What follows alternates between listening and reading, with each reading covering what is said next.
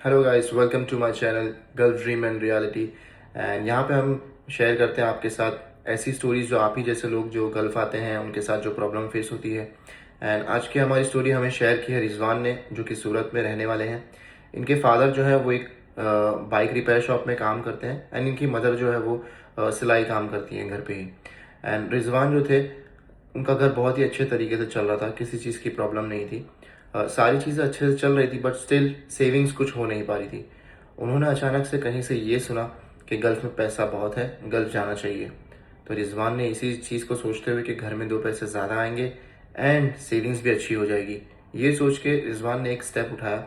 उन्होंने अपना मोबाइल बेचा जो उनके फादर ने उन्हें बर्थडे पे गिफ्ट दिया था। एंड कहीं से लोन पे इंटरेस्ट पे मनी लेके उन्होंने एक एजेंट को बहुत ही बड़ी फीस पे की एंड वो भी गल्फ़ कंट्री में मूव कर गए। एंड उनकी जो कंट्री अब उन्हें मिली थी अभी उसी सऊदी अरेबिया, जहाँ पे उन्हें रियाद में काम दिया गया था।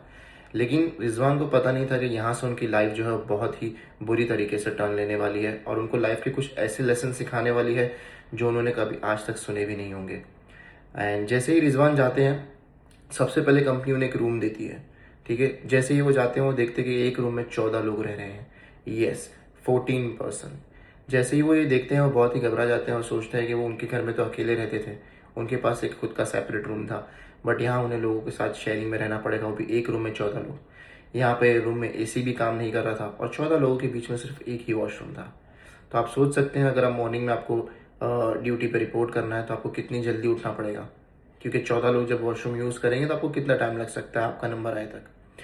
एंड इसी तरीके से रिजवान ने इन सब चीज़ों को तो हैंडल कर लिया। बट जैसे ही वो वर्क पे गया, उसका पासपोर्ट ले लिया गया, ये कह के कि अभी प्रोसेस कुछ बाकी है वीज़ा के, तो वो सारे प्रोसीड किए जाएंगे। पासपोर्ट उन्हें रिटर्न दिया नहीं गया। लेकिन देखते ही देखते जब रिजवान काम पे जाने लगे तो उनका काम जो था वो बहुत ही डिफ़िकल्ट काम था। जैसे कि उन्होंने सोच के आए थे कि उन्हें बहुत एक अच्छी जॉब मिलेगी, सारी चीज़ें स्मूथली चलेंगी, लेकिन उनका जॉब जो था वो कड़कती धूप में मटेरियल उठाने का था, जिसमें बहुत सारा फिजिकल एक्टिविटी रिक्वायर्ड होती है एंड सारी चीज़ें बहुत वज़न वाली होती हैं। एंड कभी कभी तो उन्हें बिल्डिंग्स के ऊपर लटक के भी काम करना पड़ता है। एक दिन ऐसा ही वाक़या हुआ कि रिजवान उनके कलीग के साथ वर्क कर रहे थे, जिनका नाम अरशद था। एंड वो अरशद जो थे वो उम्र में इनसे बहुत ही बड़े थे। एंड ये दोनों लटक के बिल्डिंग के ऊपर कुछ काम कर रहे थे। एंड सडनली अरशद का पैर स्लिप हुआ और वो बस ऊंची बिल्डिंग से गिरने ही वाले थे। इतने में ही रिजवान ने उनका हाथ पकड़ लिया एंड दोनों लटके रह गए। जैसे तैसे बाकी वर्कर्स ने उन्हें उस सिचुएशन से बाहर निकाला एंड रिजवान इस दिन घर पे जाके बहुत रोए। वैसे मर्द रोते नहीं हैं।